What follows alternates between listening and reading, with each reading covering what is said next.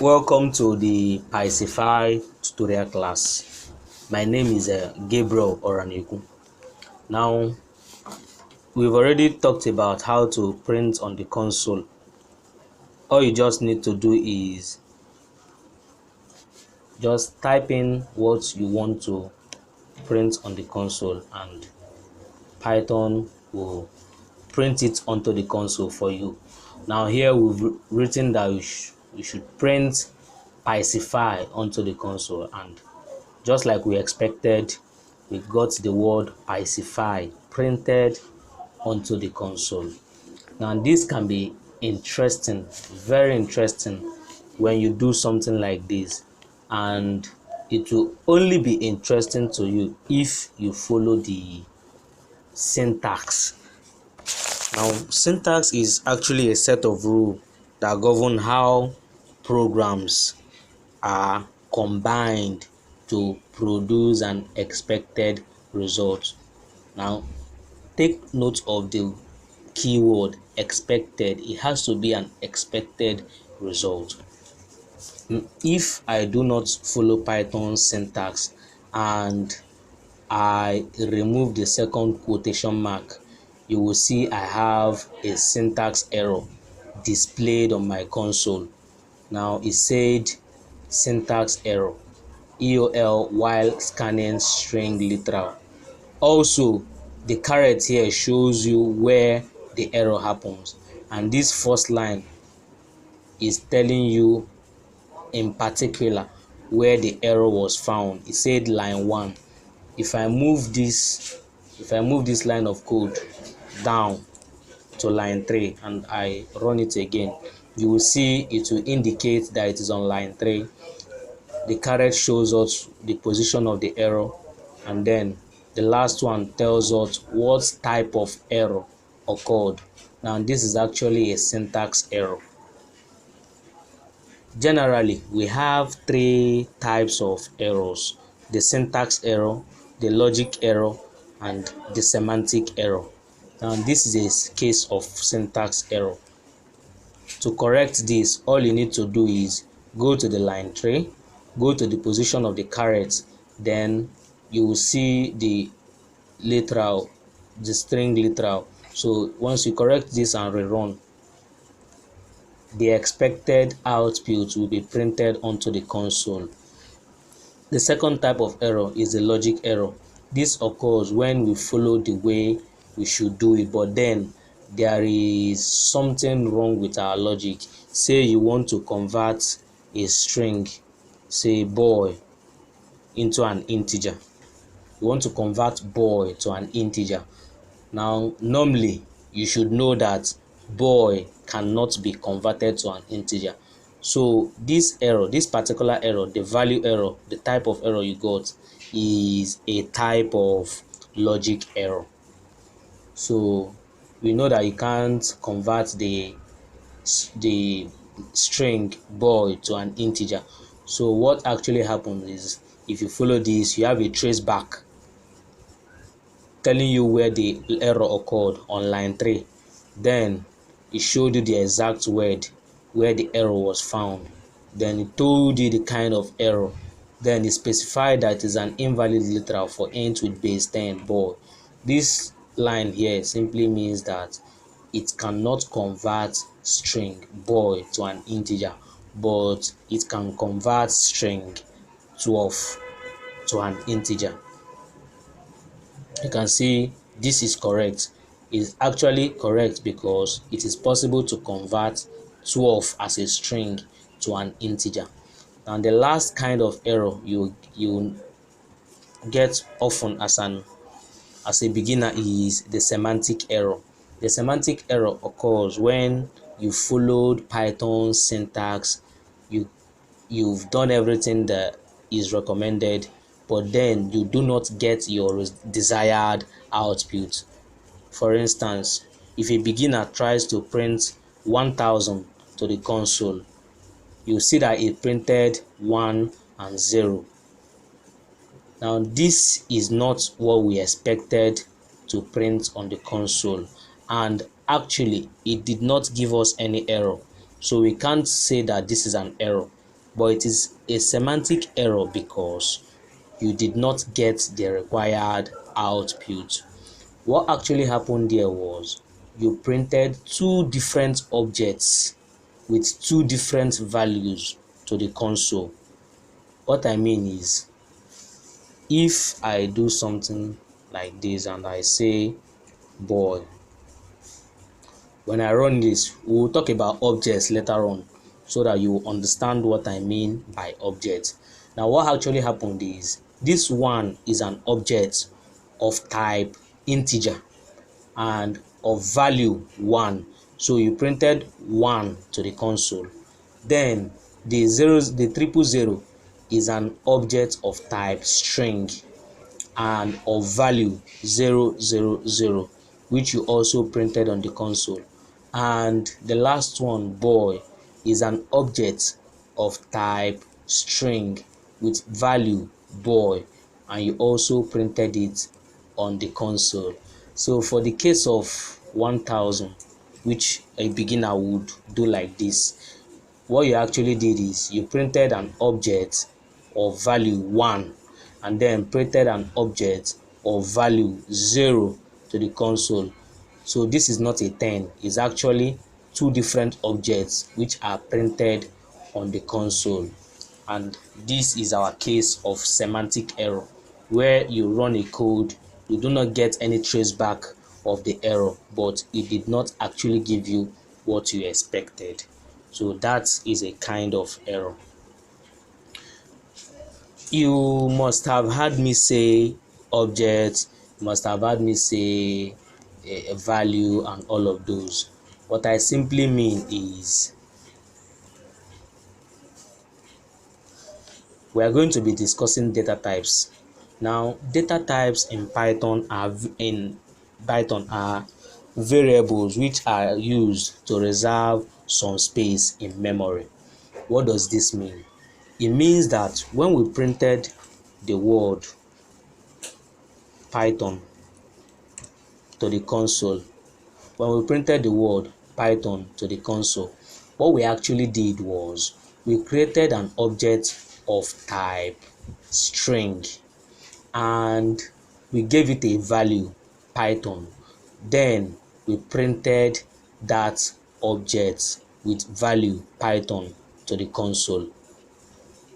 Similarly, when you print 1 2 3 4 and look at what happened. Similarly, an object of type integer with a value 1 2 3 4 was created. Then we printed that particular object which has a value 1 2 3 4 and is of the type integer to the console. That is why we say that they reserve some memory in space, because for the computer to create this object, it has already created a new memory in the computer's central processing unit, and then it has assigned that memory with the object 1 2 3 4. The same with this, it has also created a memory and has assigned that memory with a data type of string and a value of Python. So we're going to list the data types that we have. First, we have the string. Which most times you see as str. We have the integer, which you see as int. Then you have the list, which you see as list most times. Then you have the tuple, which you also see as tuple. Then lastly, we have the dictionary, which most times you see as dict. Now these are the basic data types that we have in Python. We are going to discuss these data types and also explain them one after the other. We'll first start off with strings. when we printed our first word, the Pycify, I explained to us that what actually happened was we printed an object of type string and then a value of Pycify onto the console. That is actually what happened. Now we say that this is a string because you put the Pycify as a word inside a quotation mark. Any word, any thing, be it a number, be it a list of items, once that thing is found in a quotation mark, it automatically becomes a string. There is a built-in Python function. We'll talk about functions later too. There's a built-in Python functions that is called type, that will actually give you the data type of that object which we are talking about. Now this is going to display string because this object is of the class string. That is what I mean by str. Str here means string. You can also find the data type of other objects like 1, 2, 3. You can find their data type by just using this type. You will see that is of the class int. You can also do this. You can do 1, 2, 2. Once you print this, you will see that is of the class list. You can also do this.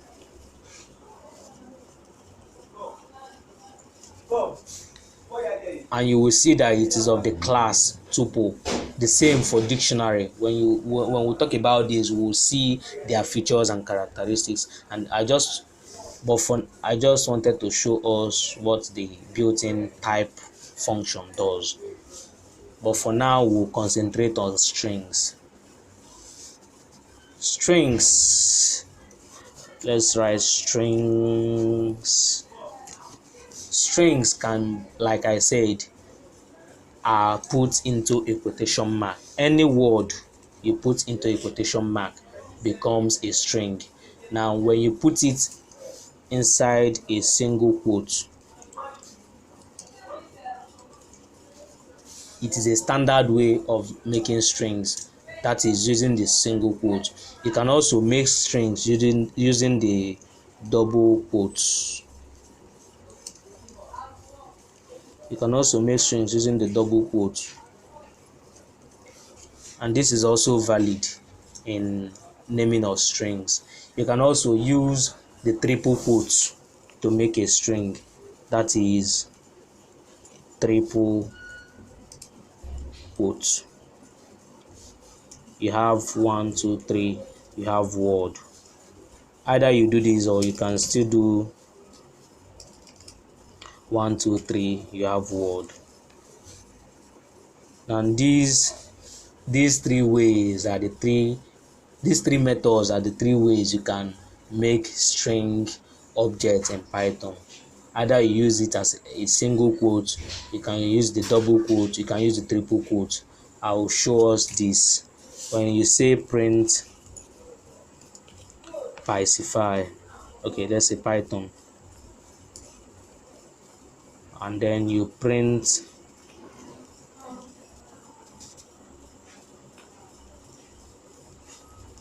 and also print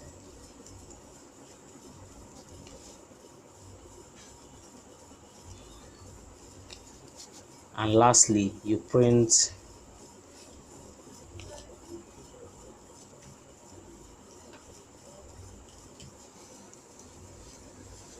you will see that none of these 4 ways gave us an error because they are Python standard ways of making strings. Either you use the single quote, this is single, the next one is a double,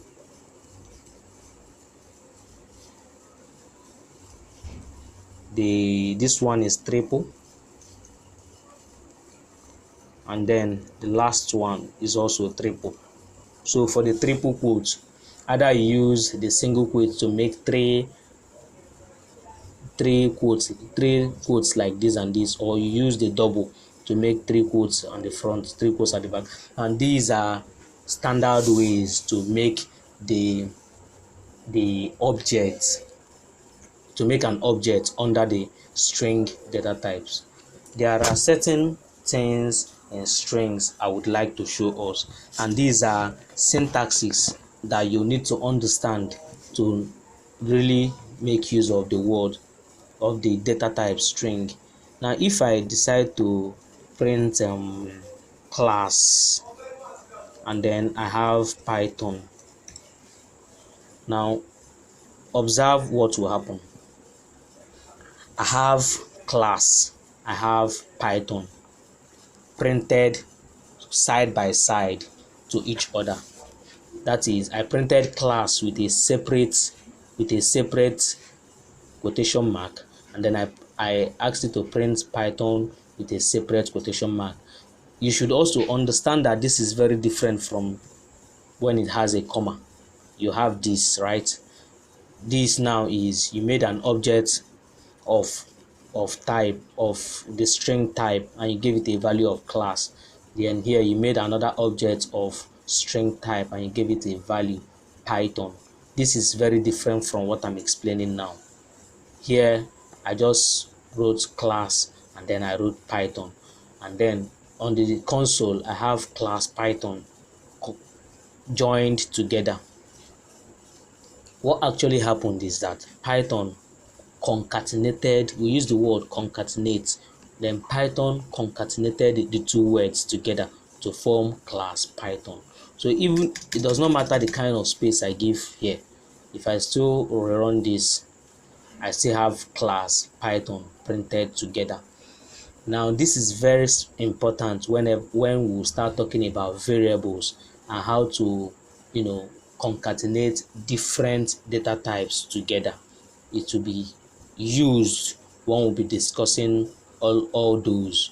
But for now, let's learn the basics of Python concatenation.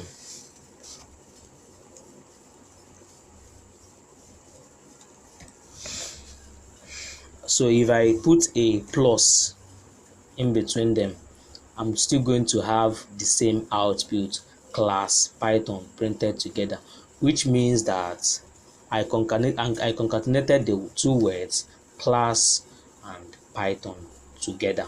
If I give a space here and run this, I have class Python.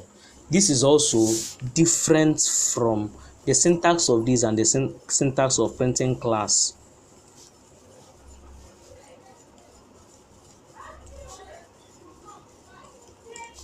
Though they will produce the same kind of output, class Python and class Python, they are different from each other.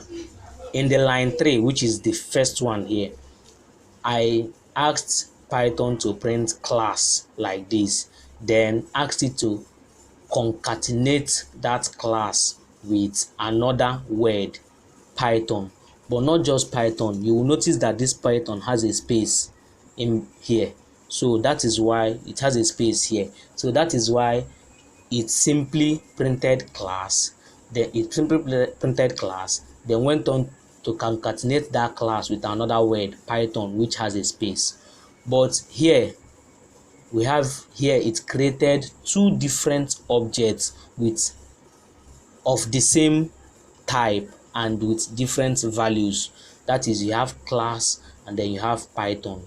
It printed class onto the console and then went on to print Python onto the console. I want you to take note of the difference between the two. Here I used concatenation, but here I did not use concatenation.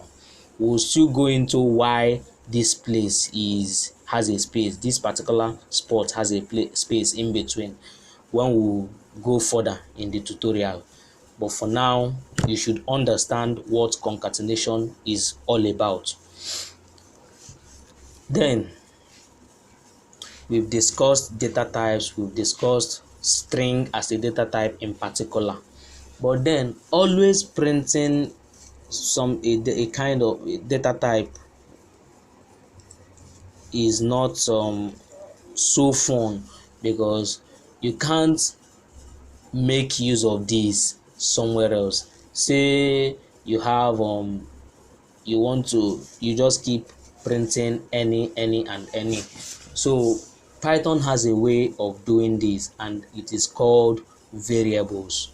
Now what a variable will do is that you have a data type, say school. We know that this data type school is of the type, this object, sorry, you have an object school.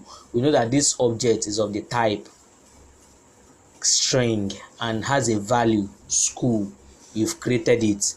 So when you now say,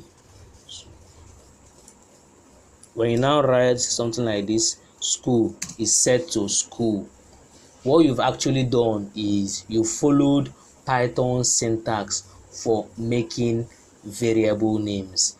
This school on the left hand side is a variable name, then this school on the right hand side is an object. Very different. You will notice that this school on the left hand side does not have quotation mark. That is why it is it is a variable. But this school on the right hand side actually has a quotation mark, which makes it a string. So that is what makes it an object. So we can then print school to the console. Again, you should understand what actually happened here. You set it to print school. This school and this other school here are the same. You set Python to print school onto the console. So Python will look for this variable name school and then print the value that is stored in the variable name to the console.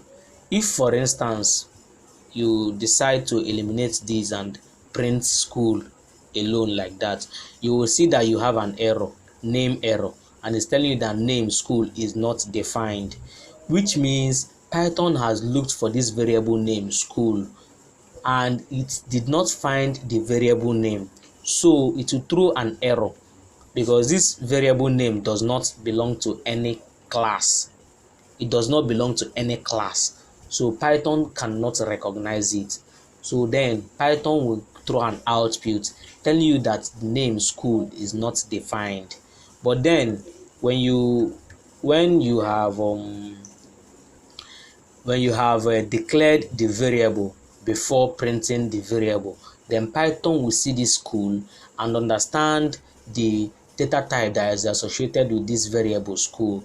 Then it can print that school onto the console. Now, not just school, I can have my name equal is set to Gabriel. I can now print my name. If I run this now, you can see that I printed Gabriel to the console, meaning that Python looked for this variable name, my name, then it found that my name has been set to the object Gabriel, so it can now recognize the variable name, my name. Then it printed the value which this variable has been set to. You will hear me saying set to because there is another operation which is this in Python. Now this is a relational operation and most times we pronounce it as equal to. That is why I always use the word set to for this one and use the word equal to for this other one. But if I do make the mistake of using this as equal to, just understand what I mean. So you can see that it printed Gabriel. Now this Gabriel is actually a data type that's a string data type which has a value Gabriel. My name was assigned to Gabriel, and then you have my name. You can actually check the type of data that that this my name is, you can check the type of data, and you will see that is actually of class string, because Python can recognize this my name here. Then it can recognize my name here, that it is set to a value Gabriel, and it will understand that this Gabriel here is a data type, is a string data type. So it will now set it to my name. So whenever any operation or function or method you can perform with Gabriel, you can as well perform it on my name, because my name has been set to Gabriel. I want you to see this realistically. Every object in this world has a name. For instance, a wood with 3 legs, or okay, a wood with 4 stands or legs that is at the center of the sitting room is usually referred to as a table. Now the object I've just explained is a wood with 4 stands. Now that is an object. The name of that object now is what we call the variable name. That is why also I, as a human, I am an object and my name is Gabriel. My name is my variable name, which is set only to me, and whatsoever I can do as an object, that my name can also perform the same thing. That is what I actually mean here when I said whatsoever this value, this data type Gabriel can do, this my name which has been set to Gabriel can also do the same thing. So that is it for variables. That is it for the introduction of variables rather. But naming variables can be very tricky, because you can make the mistake of, say, starting your variable names with an integer. When you run this, so you will run into this error, a syntax error, giving you an invalid syntax. Why you are having this error simply is because you started the variable name with an integer. So what am I saying in essence? All I'm saying is you cannot start a variable name with an integer. It is not correct in the Python syntax. But if I put a word in front of this, in front of the variable name and run it, you can see I still have a good output, an expected output. I ran into no errors. This is actually correct because an integer did not start my variable name.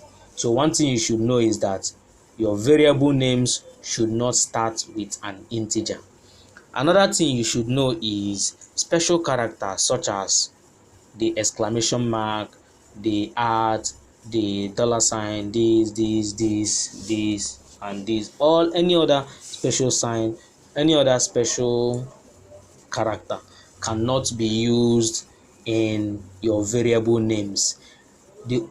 Okay, now look at something. If I say name and then put, say, exclamation mark, and I go on to print name with an exclamation mark, watch what will happen. I will still get an error because special characters are not supposed to be used in a variable name, whether they are at the beginning, whether they are not supposed to appear there. So that is why I'm having an error. But if I remove this, you will see me getting the correct and expected output. Also, but in effect to what I said, you can actually have a special character, which is the underscore. You can have the underscore in your variable names, and you will see the reason why we use this. So even using just an underscore as a variable name will give you is correct in Python. Just using an underscore as a variable name is actually correct in Python. But the only thing you will face is readability. Your code will most likely be unreadable. So even if, no matter how many times I make it, if I print it, I still have an expected output, but that will make your code unreadable or most likely not readable. The reason why this is used is is also to enhance readability. Now imagine I want to say the name of my tutor.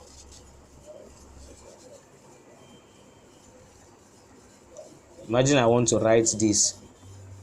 It's very much correct. You have an expected output, but now just imagine how the readability of my code is. It looks so unreadable. But when I start using this variable name in between those places I would have used a space, you will see that it will increase the readability of my code. So someone can now easily hold on a sec.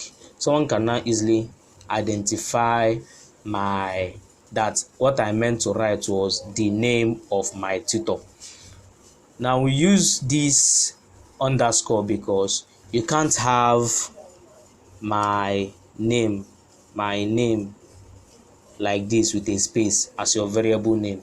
You can't have my name. You will see you got an index error, a syntax error telling you that there is a problem. This character shows you where the problem is. So you can't have my space name as a spaces cannot come in when naming variables. So you should be very mindful of how you name your variable. Then lastly, there are words in Python which are known as the reserved keywords, and those keywords are actually 34 of them. There are actually 34 of them. Most times you will see some textbook write 33. That is because they don't include this one, non-local. They don't include non-local, but it's actually a variable name. Even the Pydroid IDE does not recognize this as a variable name. Now, what do I mean? You notice that as I wrote the word non-local, the color changed, telling you that it is a reserved keyword. So all reserved keywords in Python language will change color whenever you are running it on an IDE. So there are 34 of them, like I said. You can have the and, as, you have the as, yeah, as is actually among, you have the async, you have the class. So any of these, you have through, sorry, you have through,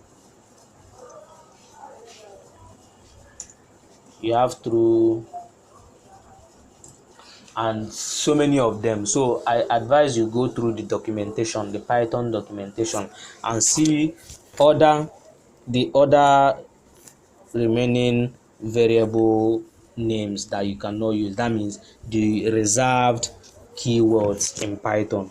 Now in our next, we've covered a lot, and I will actually not want this video to bore you. So in the next class, I will talk about operations which can be performed on the string. We'll talk about those operations, and we'll see how far we'll go. Thank you.